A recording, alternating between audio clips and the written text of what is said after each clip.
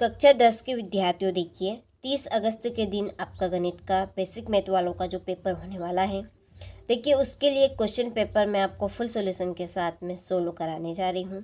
इस question paper में आपको देखिए सारे प्रश्न इंपॉर्टेंट देखने को मिलेंगे, जिनके 90% परीक्षा में आने के पूरे चांस हैं, और हर एक क्वेश्चन मैं आपको बहुत ही बारीकी से समझाने वाली हूँ।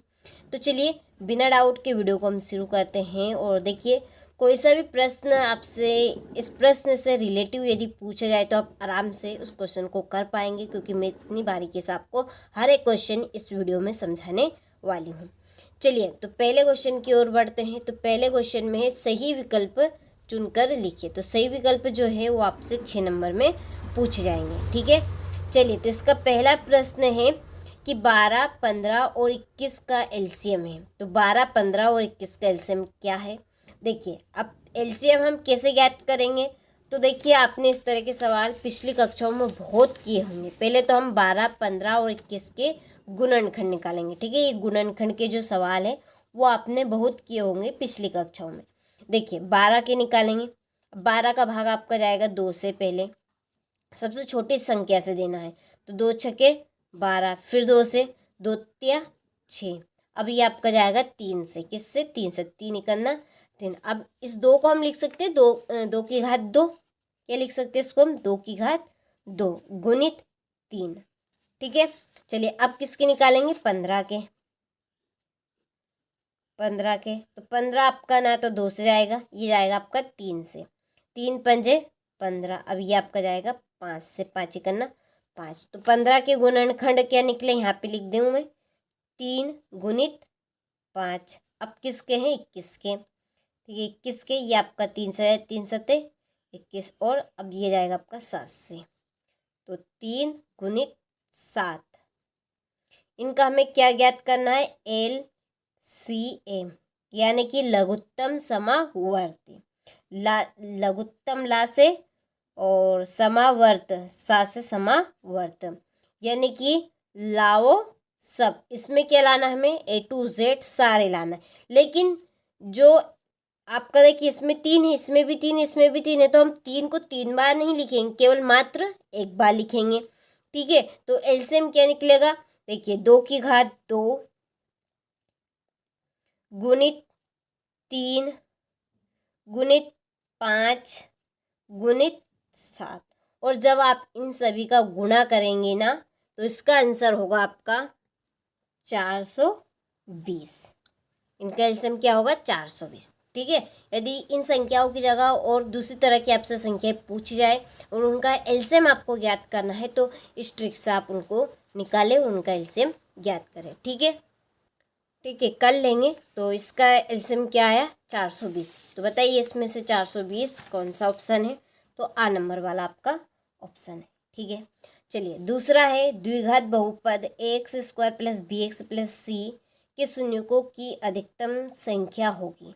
देखिए हमें यहाँ पर प्रश्न में क्या पूछा गया हमसे कि द्विघात बहुपद, द्विघात बहुपद में अधिकतम जो घात होती है वो 2 होती है, ठीक है। और जो आपका सिलेबस है वो आपका यहाँ पर 3 पद तक है।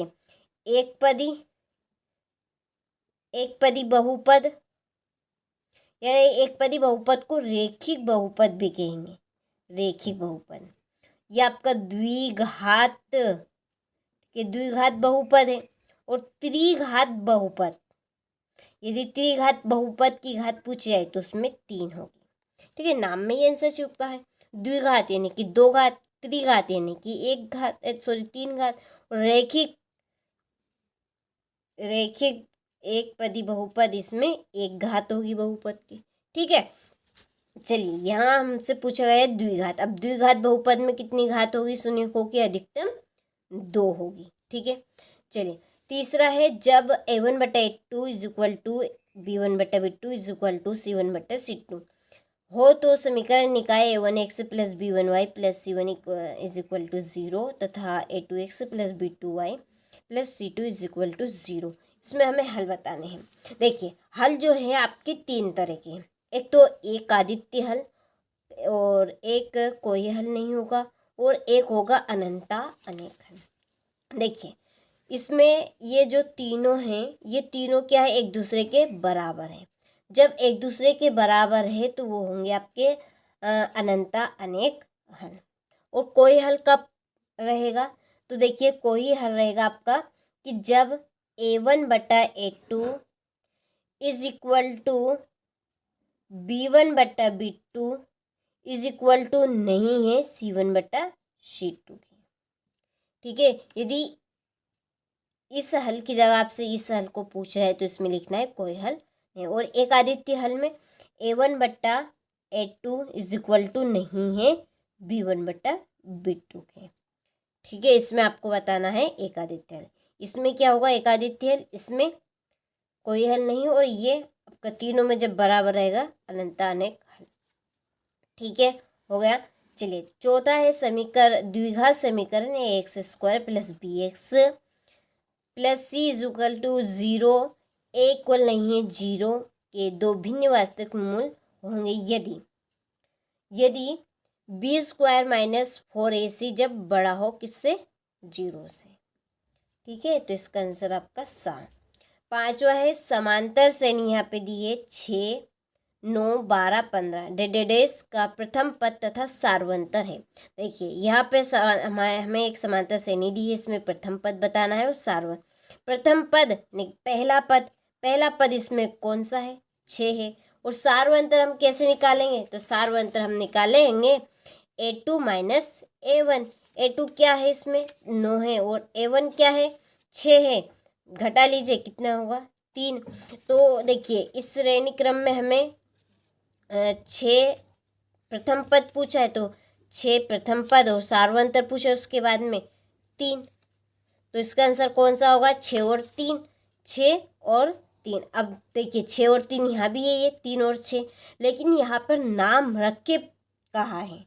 ठीक है, नाम रख के बोला है, पहले कौन सा, प्रथम पद, फिर सार्वंतर। तो पहला क्या है हमारा, ये। ठीक है, प्रथम पद इसमें 6 है और फिर उसके बाद में सार्वंतर हमारा 3 आया है। ठीक है, यदि नाम रख के नहीं बोलता तो हम इस पे भी लगा सकते थे इसका आंसर।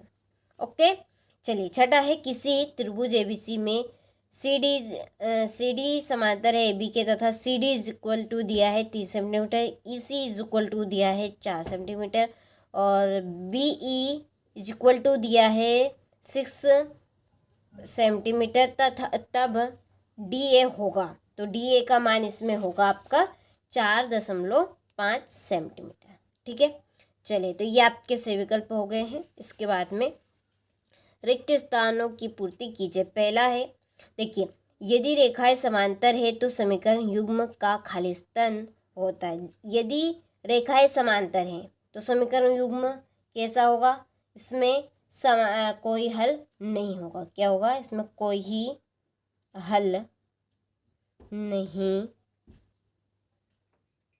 ठीक है, कोई हल नहीं होता है। दूसरा, द्विघात समीकरण का विभक्तिकर ऋणात्मक हो तो मूल खाली स्थान होंगे काल्पनिक। कैसे होंगे, काल्पनिक। और यदि द्विघात समीकरण का विभक्तिकर धनात्मक होगा तो क्या होंगे, मूल वास्तविक रहेंगे। कैसे रहेंगे, वास्तविक। याद जरूर रखिएगा, इसको घुमा के भी पूछा जा सकता है।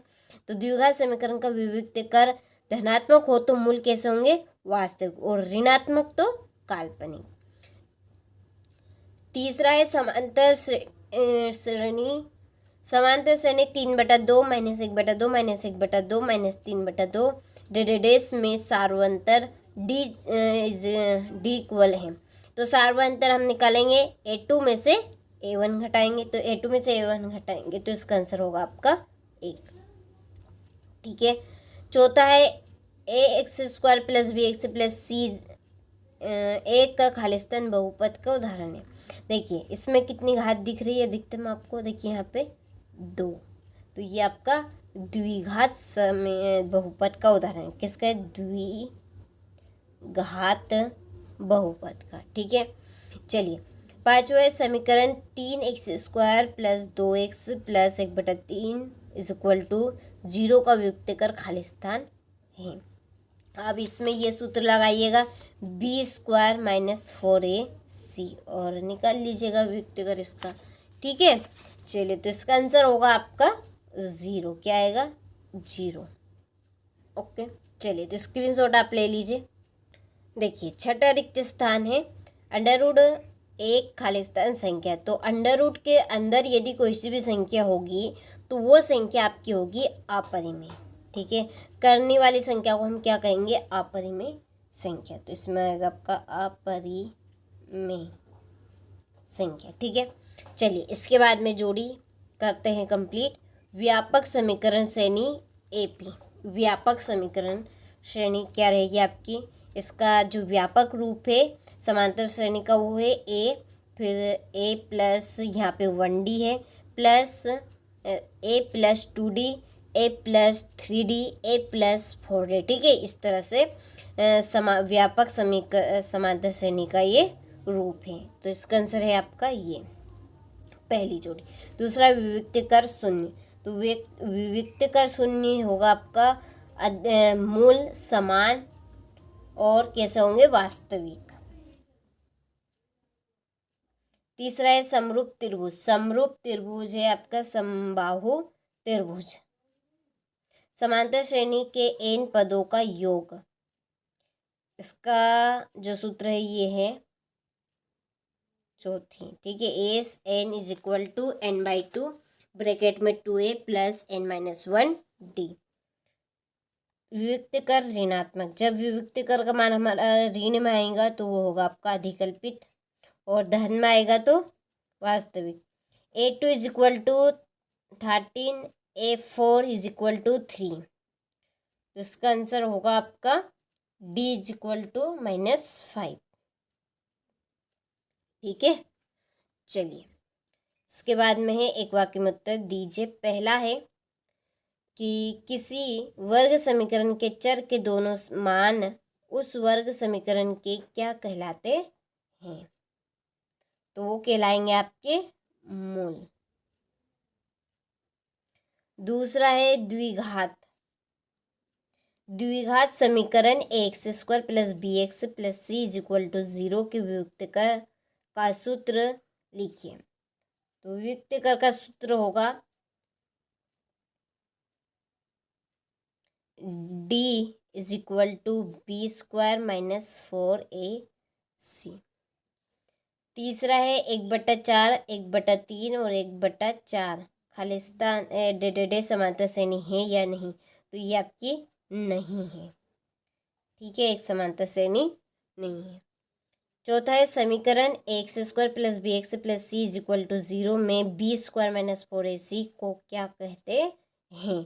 तो इसको कहेंगे हम विविक्तकर। ये आपका किसका सूत्र? विविक्तकर का सूत्र है, विविक्तकर।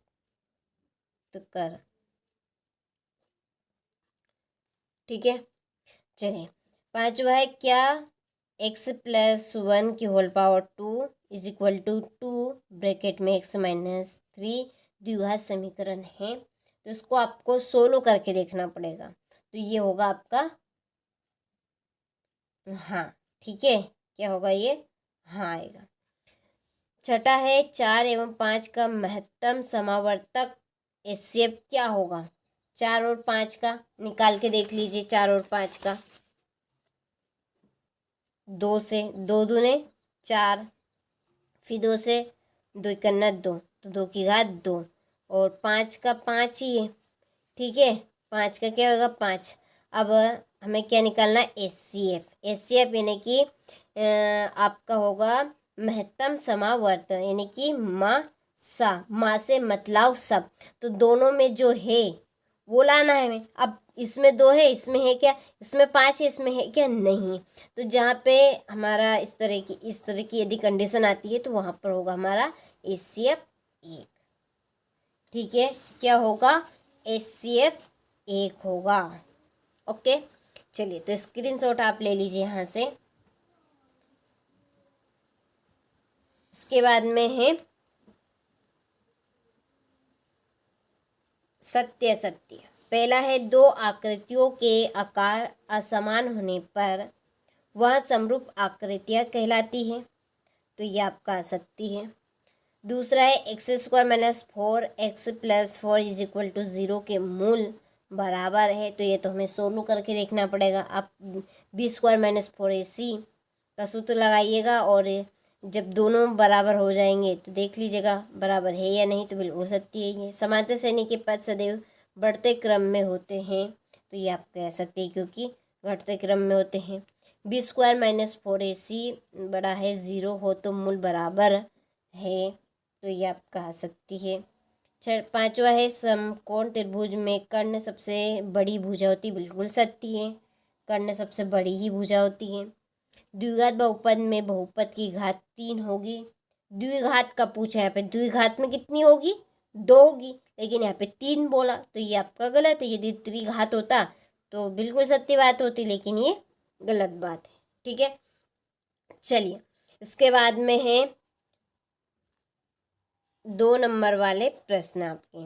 संख्या 5005 को अभाज्य गुणनखंडों के गुणनफल के रूप में व्यक्त कीजिए। सिद्ध कीजिए कि √3 एक अपरिमेय संख्या है। यह आपका 8वां क्वेश्चन। ठीक है, चलिए इसके बाद में ये आपका 9वां क्वेश्चन। तो यहाँ से आप इन क्वेश्चनों का अच्छे से स्क्रीनशॉट ले। देखिए वही क्वेश्चन आपको हम दे रहे हैं जो 90% परीक्षा में आने वाले हैं, जिनसे आप अच्छा स्कोर कर पाएंगे। ठीक है, और देखिए हमारा मेन उद्देश्य है फाइनल का, यानी कि एनुअल एग्ज़ाम का। तो एनुअल एग्ज़ाम के लिए आप हमारी एप्लीकेशन के साथ जुड़े। एप्लीकेशन के साथ कहाँ से जुड़ेंगे, तो आप इसी वीडियो के डिस्क्रिप्शन में जाएंगे तो आपको एक कॉन्टैक्ट नंबर मिलेंगे, या चैनल पर जाएंगे तो आपको होम पेज पर, ठीक है, पिक्चर आर्ट पे मिलेंगे नंबर, आप वहाँ पर कर सकते हैं। चलिए आपका क्वेश्चन नंबर 21, ये 22 और ये आपका लास्ट क्वेश्चन है 23। ठीक है, तो सारे प्रश्नों का आपने अच्छे से स्क्रीनशॉट ले लिया होगा। तो अच्छे से आपको सारे क्वेश्चन कंप्लीट करना है ताकि आप सभी अच्छे से अच्छे नंबर ला सके। चलिए तो मिलते हैं आपसे अगले वीडियो में।